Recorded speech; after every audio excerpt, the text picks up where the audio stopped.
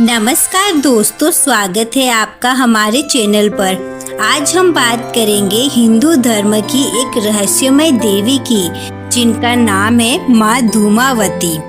मान्यताओं के अनुसार एक बार जब माता पार्वती को तीव्र भूख लगी तो उन्होंने भगवान शिव से भोजन मांगा, लेकिन कैलाश पर भोजन उपलब्ध नहीं होने के कारण भगवान शिव ने उन्हें कुछ समय प्रतीक्षा करने को कहा।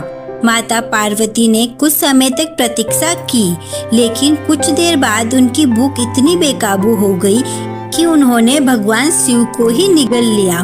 भगवान शिव को निगलते ही उनके शरीर में स्थित समुद्र मंथन का विष माता के शरीर को जलाने लगा, जिस कारण उनके शरीर से धुआं निकलने लगा।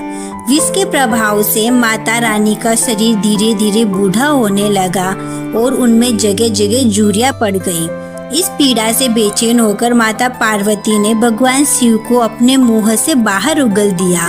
बाहर आने पर भगवान शिव ने उन्हें क्रोध में विधवा कहा, क्योंकि भूख से व्याकुल होकर वो अपने पति को ही निगल गई थी। इसलिए माता पार्वती के इस रूप को दरिद्र, भूख से व्याकुल व बेचैन स्त्री के रूप में दर्शाया गया है।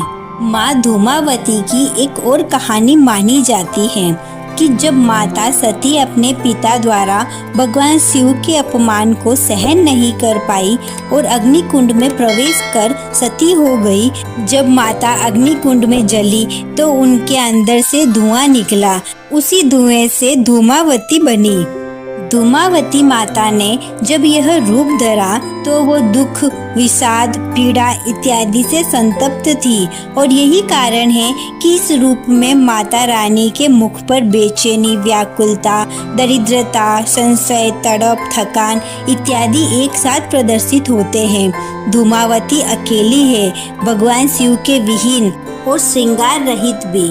हिंदू धर्म में 10 महाविद्याएं हैं। ये आदि शक्ति के 10 रूप हैं और धूमावती 7वीं है। इनका नाम धुआं से आया है। ये दुनिया के अंत की प्रतीक है। जब सब कुछ खत्म हो जाता है, देवी दुख, निराश, हार, नुकसान और अकेलेपन जैसी बुरी चीजों को दिखाती है, लेकिन ये बुरी नहीं है। जीवन की सच्चाई सिखाती है और मुक्ति की ओर ले जाती है।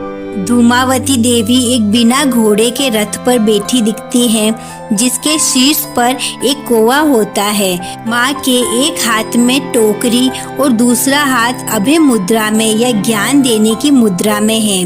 विधवा का श्राप मिले होने के कारण वे श्वेत वस्त्रों में होती है। उनका ये रूप मलिन वस्त्र पहने हुए, भयभीत करने वाली, मन में विकार उत्पन्न करने वाली, भूख प्यास से व्याकुल, बड़े दांत और पेट वाली हैं।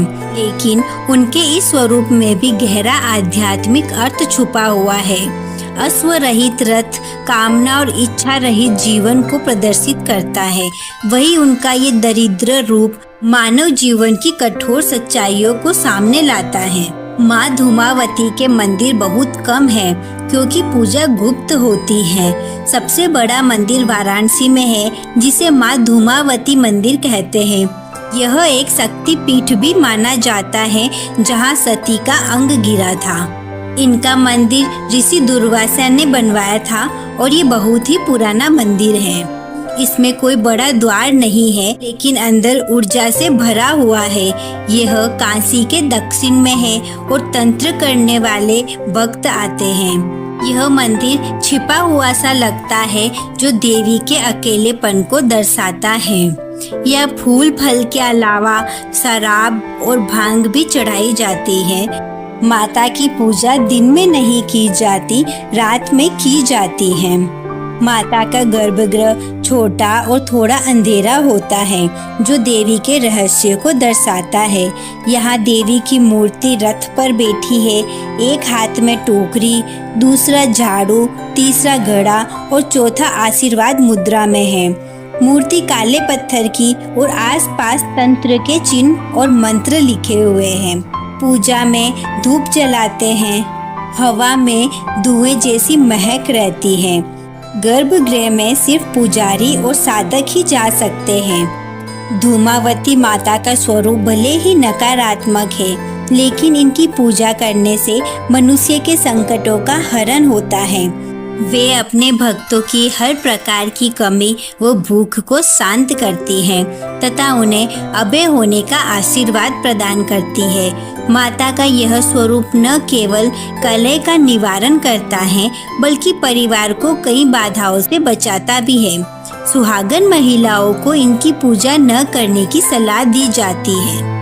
धूमावती माँ सिखाती है कि हर अंत एक नई शुरुआत है। श्रद्धा से जो उनका स्मरण करता है उसे अद्भुत शक्ति और शांति प्राप्त होती है। Thank you. लाइक करो, सब्सक्राइब करो।